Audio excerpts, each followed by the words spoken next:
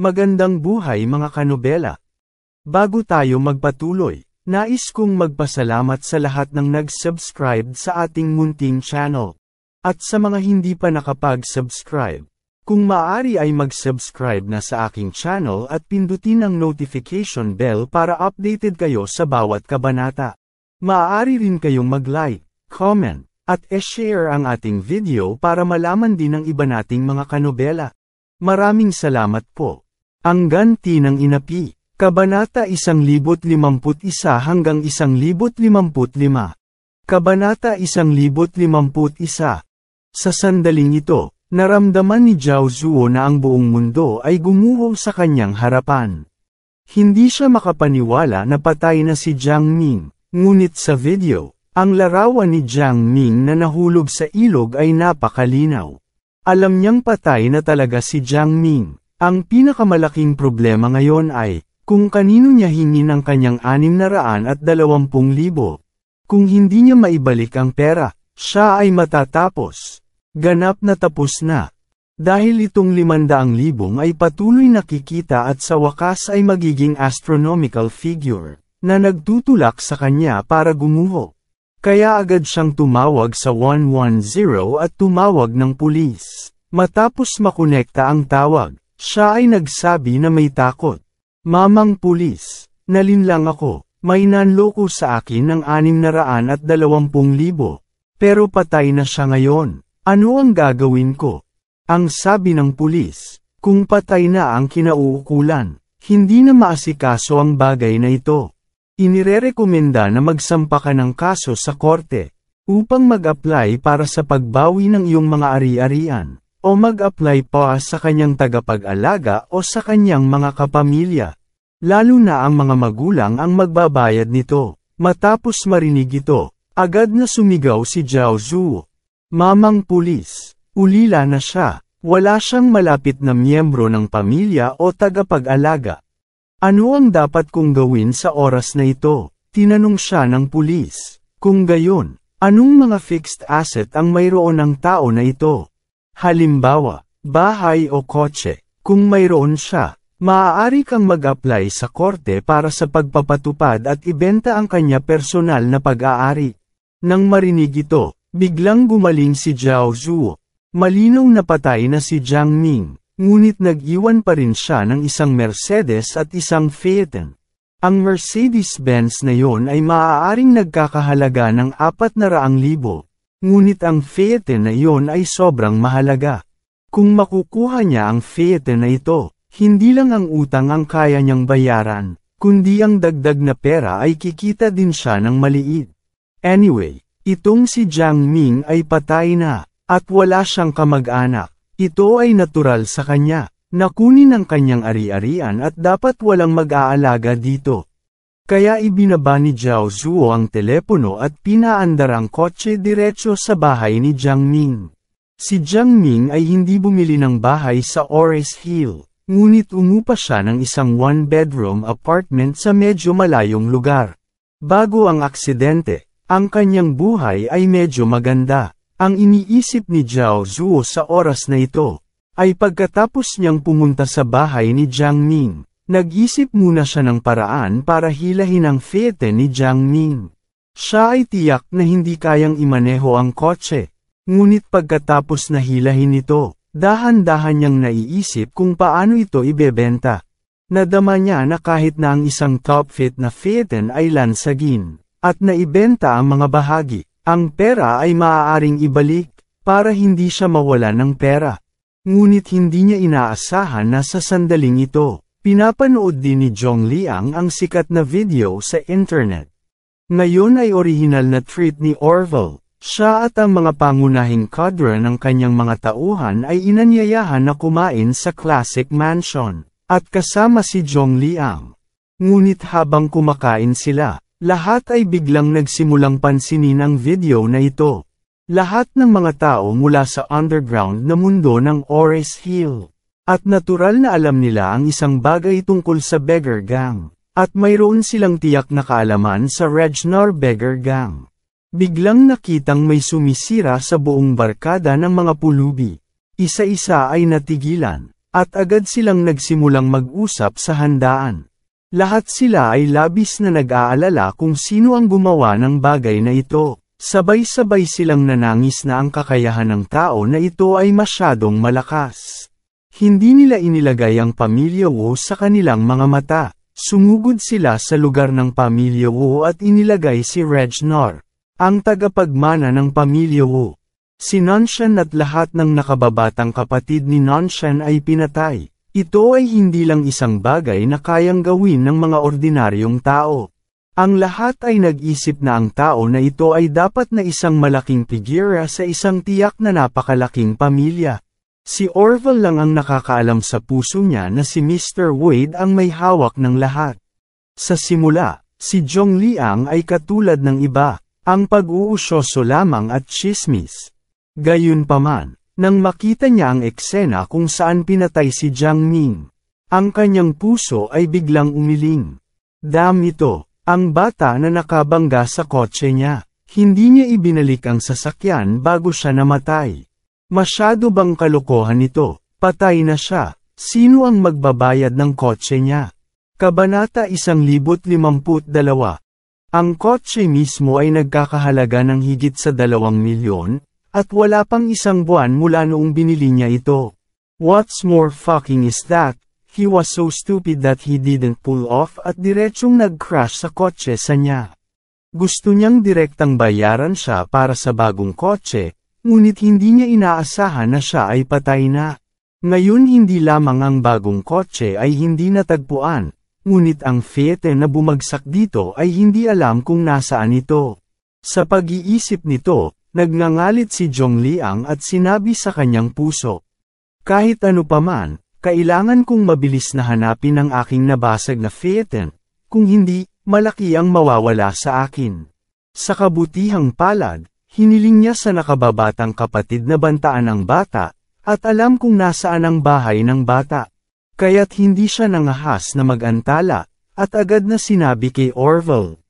Orville, kailangan kong harapin ang isang bagay, at pagkatapos ay babalik ako kapag natapos ko ito. Tumango si Orville at nagsabi, kung gayon ay umalis ka at bumalik ka agad kapag tapos ka na. Dadalhin ko kayo sa Brilliant Club ngayong gabi. Naghiyawan ang mga tao. Walang isip si Zhongliang na mag-isip tungkol sa Brilliant Club. Gusto lang niyang hanapin ang kanyang Fiat. Tumayo siya at lumabas ng Classic Mansion. Nakabantay ang kanyang nakababatang kapatid at driver. Sumakay siya sa isang lumang Audi A6 at naghihintay sa gate ng Classic Mansion. Direktang sumakay si Zhongliang sa kotse at sinabi sa kanyang nakababatang kapatid, "Bilisan mo, pumunta ka sa bahay." Nagtataka ang kapatid na lalaki. "Brother Zhongliang, bakit ka pupunta sa maliit na bahay sa oras na ito? Hindi ka ba kakain kasama si Orville?" Nagmamadaling hinimok ni Zhongliang. "Huwag magsalita ng walang kwenta at magmaneho ng mabilis. Natatakot ako na ang aking Fiat ay kukunin ng iba." Si Zhongliang ay maaaring ituring na isang tao na nasa underground world sa mahabang panahon, kaya alam niya ang maraming bagay. Alam niya na kapag namatay ang isang tao sa isang aksidente, maraming tao ang maniniktik sa kanyang ari-arian sa paligid niya. Pakiramdam niya ay patay na ang bata. Ano ang magagawa niya kung hindi niya makuha ang kanyang mga gamit? Kaya nag-aalala siya na maagaw ang kanyang Fiat. Pagkatapos ng lahat, ang top fit na Fiat ay napakahalaga pa rin.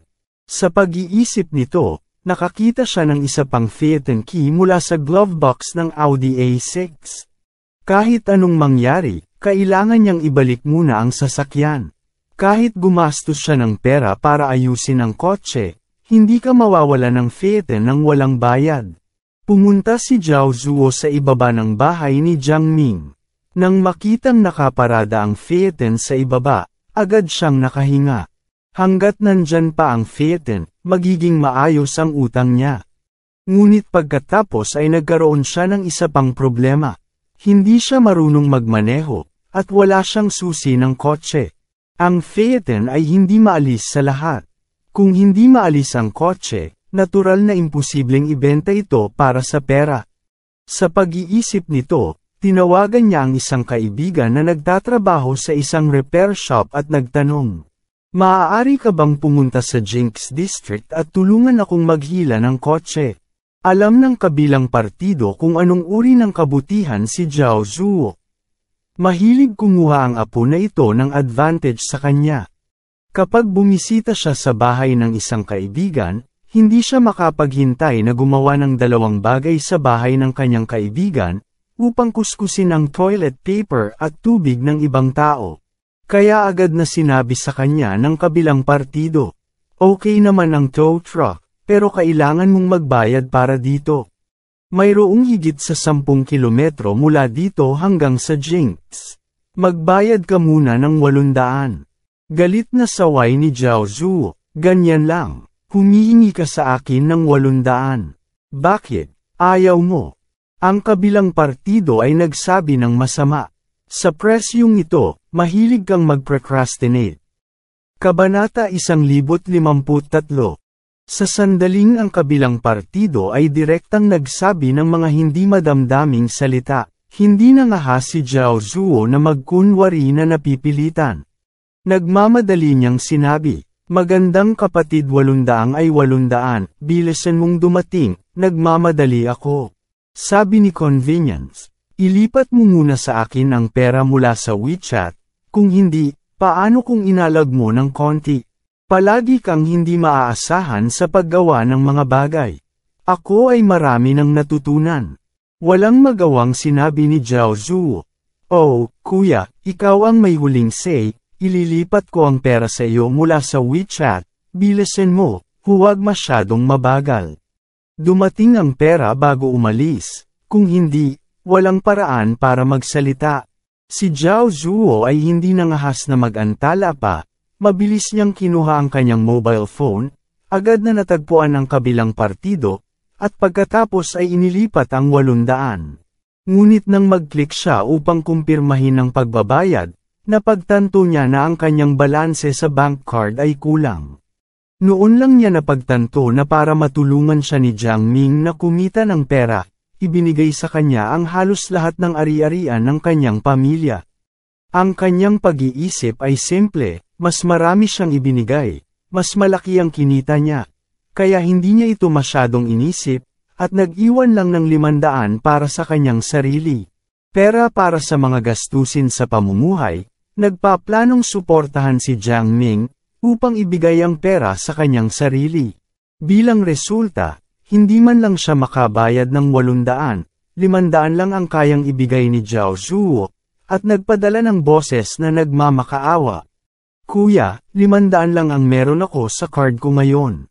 Dapat mong kunin ang natitirang 300 mamaya, at babayaran kita kaagad kapag nakuha ko ang pera." Ang kabilang partido ay direktang tumugon sa isang boses. "Huwag kang sumama sa set na ito, hindi kita kilala.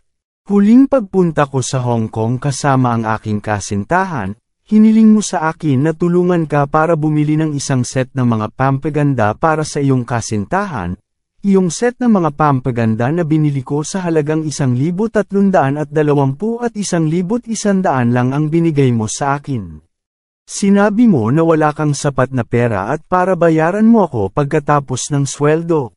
Anong nangyari? 220 pa ang utang mo sa akin. Paano kita pagkakatiwalaang muli?"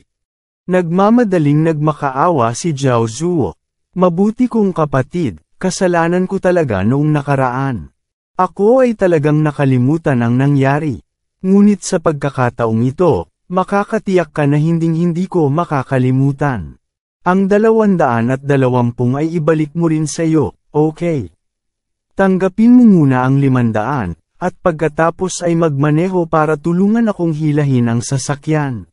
Kapag nabente ko ang kotse, babayaran ko sa iyo ang natitirang 520, okay? Kaya, bibigyan kita ng 600. Ang tono ng kabilang partido ay hindi nagpapahinga. "Hindi, dapat mong bigyan ako ng 800 ngayon, kung hindi, hindi ako pupunta." Pagkatapos magsalita, nag-click ang kabilang partido upang kolektahin ang bayad, at pagkatapos ay ibinalik ang 280 sa kanya, na nagsasabi, ito ang 220 ang utang mo sa akin, at kukunin mo ang natitirang 280. Kung gusto mo ito ko, pagkatapos ay maaari kang kumuha ng isa pang 800. Halos mabaliw si Zhao Zuo. Ang batang ito ay hindi dumating upang tumulong. Nagbawas din siya ng 220 sa kanyang sarili. Ngayon ay mayroon na lamang siyang 280 at imposibleng makahanap ng trailer. Sa pag-iisip nito, napanganga na lamang siya at sinabing, sige, hahanap ako ng mahihiraman ng pera, at hihiram ako ng 800 para sa iyo. Pumunta ka at tulungan akong hilahin sa punong tanggapan. Binati ng kabilang partido, oo, gayunpaman, ayos lang ako. Pupunta ako kapag dumating ang iyong pera. Kaagad na nagpadala si Zhao Zuo ng mensahe ng grupo sa kanyang mga kasamahan. Ako si Zhao Zuo. Ako ay magkaroon ng isang bagay na apurahan at nangangailangan ng ilang daan para sa emergency na tulong. Pwede mo bang ipahiram 520?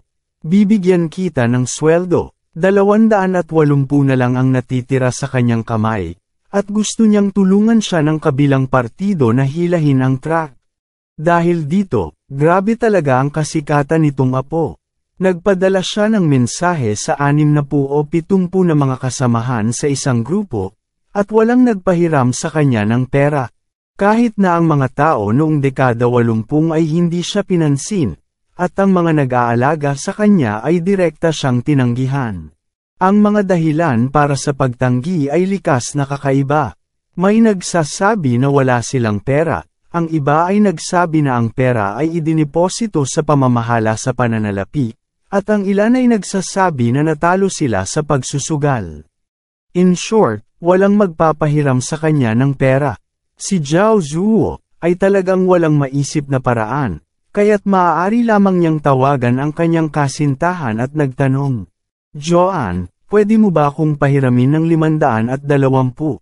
Ang kanyang kasintahan ay huminga ng marahas at sinabing, Zhao Zuo, may sakit ka ba? Lahat sila ay magkasintahan. Nagpapadala sila ng 520 sa kanilang kasintahan. Kung hihilingin mong ipadala ko ito sa iyo, gusto mong maging walang giya.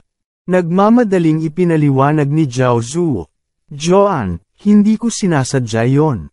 May mali talaga ako ngayon. Kailangan ko ng 520 ng Mad Alien. Maaari mo muna itong ipahiram sa akin at ibalik sa iyo kapag nakatanggap na ako ng bayad. Ilang beses na sinabi ng kabilang partido, Zhao Zuo, ikaw ay masyadong walang pangako. Nanghiram ka ng 520. Paano ang iyong ipon? Hindi ba't higit sa 100,000? Saan nagpunta? Sinabi ni Zhao Zuo, oo, ito ay isang mahabang kwento. Bigyan mo muna ako ng 520 para gamitin ito. Babayaran kita. Kabanata 1054. Sa oras na ito, may boses ng lalaki sa kabilang dulo ng telepono, humihingal, habang sadyang hinihinaan ang boses at sinabing, Naku, kalokohan ang sinabi mo sa kanya sa kritikal na sandali. Maaari mo bang bigyan siya ng pera ng mabilis? Huwag hayaan siyang maantala ng bagay. Biglang nagtanong si Zhao Zuo. Joanne, bakit may boses ng lalaki dyan? Sino ang kasama mo? Nagmamadaling sinabi ng kabilang partido. Naku, pinsan ko, hindi ba ako nasaktan? Nagsasanay ako ng waist exercises sa kama, ngunit hindi ako makapagsanay ng maayos. Kaya hiniling ko sa kanya na pumunta at tumulong. Napaiyak si Zhao Zuo, sa pag-aakalang noong huling tumawag siya. Ginawa ng kanyang kasintahan ang waist training sa kama, kaya hindi na siya nag-alinlangan pa. Sa oras na ito, sinabi ng kanyang kasintahan sa kabilang dulo ng telepono, okay lang, hindi ako magsasalita ng kalokohan. Ililipat ko ang pera sayo sa WeChat mamaya. Nang marinig ito, agad na naging masaya si Zhao Zuo, at nagmamadaling sinabi, Joanne, napakabait mo, salamat. Nagmamadaling sinabi ng kabilang partido, okay, Hindi na kita kakausapin. Ibababa ko na. Matapos ibaba ng kabilang partido ang telepono, nagpadala siya kay Zhao Zuo ng pulang sobra na 520. Tuwang-tuwa si Zhao Zuo, at agad na tinawagan ng kanyang kaibigan at nagpadala ng 800 sa kanyang account. Pagkatapos ay nagmamadali siyang hinimok, "Kapatid, ang 220 ay naibalik na sayo, at ang 800 ay naipadala ko na. Pumunta ka na dito." Nagmamadali ako. Ang kabilang partido ay naniningil kaagad ng pera at sinabing, "Ipapasa ko ang oras na ito. Ito ay tatagal ng higit sa 20 minuto upang makarating." Tuwang-tuwa na sinabi ni Zhao Zuo, "Tawagan mo ako kapag nakarating ka na." Nag-squat si Zhao Zuo sa harap ng sasakyan ng Phaeton, sabik na naghihintay sa pagdating ng kanyang kaibigan. Pagkaraan ng 10 minuto, tumawag ang kabilang partido at sinabi sa kanya na makakarating na siya sa ilang sandali. Ngunit sa oras na ito, isang matandang Audi A6 ang nakaparada sa kanyang harapan. Sa wakas ay nakahinga ng maluwag si Zhong Liang nang makita niyang nandito ang kanyang Phaeton. Bagamat na walang nag-ayos ng sasakyan para sa kanya, bahagi ito ng pagkawala. Kung ang kotse na ito ay hindi natagpuan, kung gayon ang bata ay patay, at siya ay talagang naliligaw.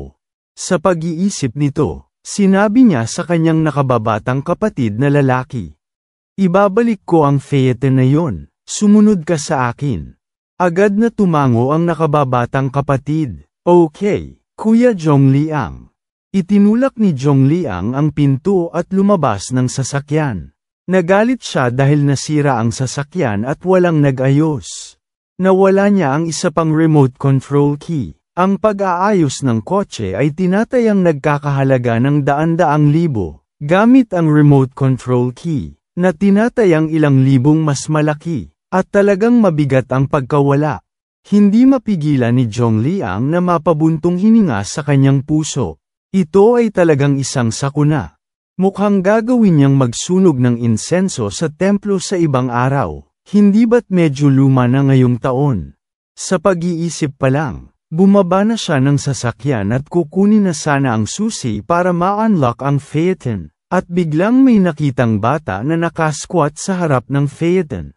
Si Zhong Liang, na naiinis, ay sumimangot at tumingin sa ibang lalaki, malamig na nagmura. "Ano ang ginagawa mo? Pumunta at maglupasay." Bagamat si Zhao Zuo ay walang pera, walang kakayahan at isang mabahong stalker na mahilig kumuha ng advantage. Ang ugali niya ay parang bato sa hukay na yon, mabaho at matigas. Ang gumamit ng karaniwang kasabihan para ilarawan ito ay nakakapagod. Siyempre, nang lumuhad siya at damay-la sa iba, hindi niya makita ang kahirapan ng init ng ulo niya.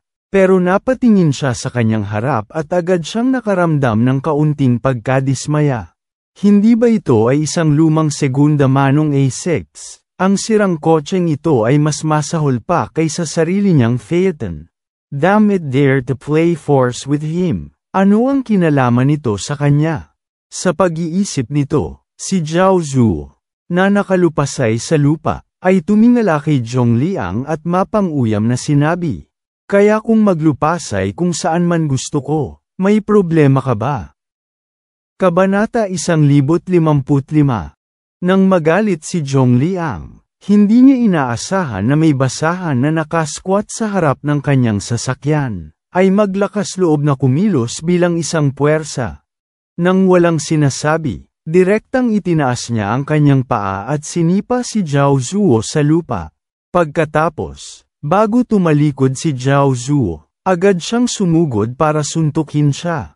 Si Zhao Zuo na binugbog, sumigaw at galit na nagsabi, "Bakit mo ako sinasaktan? Bakit mo ako sinipa? Nasaktan ba kita?" Direktang tinamaan ni Zhong Liang ang kanyang ilong gamit ang isang kamao. Ang kanyang mukha ay puno ng dugo. "Okay ka lang, bakit naglupasay ka sa harap ng kotse ko? Nagpapanggap na pinipilit, at bawal akong hampasin ka." Pagkatapos niyang magsalita ay sumuntok ulit siya. Si Zhao Zuo, na nabasag, ay may bituin sa kanyang mga mata at halos mahimatay. Sa oras na ito, ang nakababatang kapatid na lalaki ni Zhongliang ay nakakita ng away dito. Kaya natural na nagmamadali siyang lumabas ng sasakyan. Pagkatapos ng isang salita, sumugod siya upang tulungan ang kanyang amo na talunin si Zhao Zuo. Si Zhao Zuo ay nabugbog ng masama, at ang kabilang partido ay biglang nagdagdag ng isa pang katulong, na nagpatalo sa kanya sa kawalan ng pag-asa. Sa mga oras na ito, wala na siyang sigla, nang makitang walang tigil na binubugbog siya ng kabilang partido, walang takot, at halos sila ay gusto siyang bugbugin hanggang kamatayan. Hindi na makatiis si Zhao Zuo, umiyak siya at sinabing, "Kuya, nagkamali ako, kuya, please tumigil ka na. Mamamatay ako kapag binugbog mo ulit ako." Hindi sinasadya ni Zhongliang na huminto kahit kaunti, at nagmura siya habang binubugbog. "Nagkakaroon ako ng fucking stomach and there is no place to vent. You just came to the door. Sa tingin mo hindi kita papatayin." Si Zhao Zuo ay pinalo hanggang sa mahina, ang kanyang mukha ay puno ng dugo, at siya ay ganap na hindi makatao.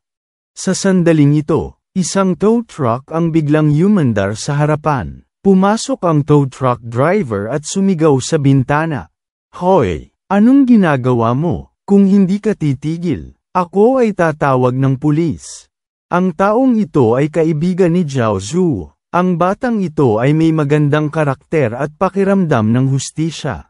Sa katunayan, hindi niya ito nakilala. Ang binugbog ay si Zhao Zuo, ngunit pagkakita sa dalawang lalaki na binugbog ng napakalakas, ang kawawang may dugo sa mukha, nagpasya siyang lumapit. Sa oras na ito, ang galit sa puso ni Zhongliang ay nawala rin ng husto, at lahat ng galit ay napalitan ng puwersa at tinamaan si Zhao Zuo. Nang makitang may nagpakita at nagbanta na tatawag siya ng pulis, mas naramdaman yon ni Zhongliang, kaya dali-dali siyang umalis. Kaya't malamig niyang sinabi kay Zhao Zuo, "Anak, ngayon ang iyong kapalaran, kung hindi ay nakapatay na ako."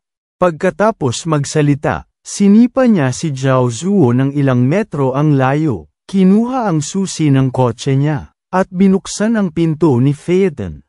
Si Zhao Zuo ay nakoma na, nanliit ang kanyang namamaga na mga mata. Bigla niyang nakitang binuksan ni Zhongliang ang pinto ng sasakyan ng Phaeton at umupo. Siya ay biglang nabalisa. "Bakit mo pinaandar ang kotse ko?" Umungol si Zhao Zuo at sumugod patungo kay Zhongliang.